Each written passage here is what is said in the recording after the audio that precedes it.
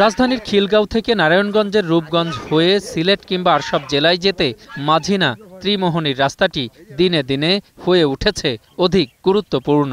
কিন্তু চলাচলের অযোগ্য হওয়ায় সড়কটি কোনো কাজেই আসছে না।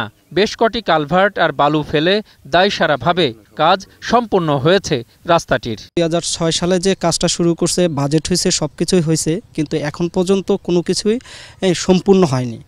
দেখানো হয়েছে যে এখান থেকে গাড়ি চলে, লোকের থেকে শুনি যে এরা বিল টিল তুলে নিছে গা, গাড়ি অলরেডি গাড়ি চলে, এইটাই আমরা শুনি। মনে কোনো রাজনৈতিক কারণ বা বিভিন্ন কারণে এটা মোটামুটি অফ হয়ে রয়েছে, কাজটা হইতেছে না।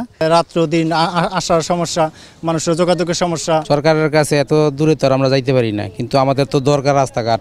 খিলগাঁও ছাড়িয়ে নড়াই নদীর ওপারে নাসিরাবাদ, দাশেরকান্দি, বালুরপাড়, ঈদেরকান্দি, ফকিরখালী পৌঁছাতে বড় বাধা এই বাঁশের ব্রিজ। বাধ্য হয়ে ঝুঁকি নিয়ে পারাপার হচ্ছেন বিভিন্ন শ্রেণী পেশার সাধারণ মানুষ। রাজধানীর উপকণ্ঠে এমন বাঁশের সেতু নিয়ে ক্ষোভ প্রকাশ করেছেন এলাকাবাসী।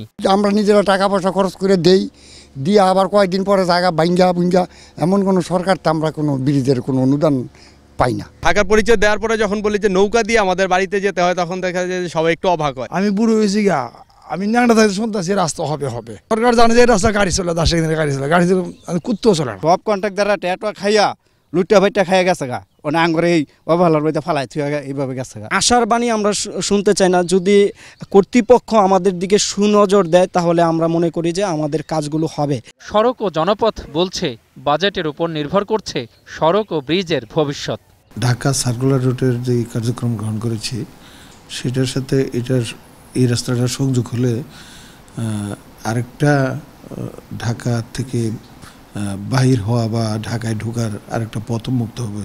তবে সরকারি নির্দেশনা যদি আসে তাহলে আমরা কার্যক্রম গ্রহণ করব। মাঝিনা কায়েতপাড়া থেকে ত্রিমোহনী সংযোগ সড়ক আর সেতু নির্মাণ না হওয়ায় এলাকাবাসীর কষ্টের অন্ত নেই।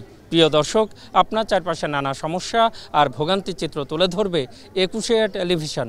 এসব তথ্য জানাতে ফোন করুন, এই নম্বরে পৌঁছে যাব। আমি অখিল পোদ্দার, আর 21 টেলিভিশনের ক্যামেরা আপনাদের দুর্ভোগ দুর্দশায় সবসময় পাশে আছে। 21 টেলিভিশন।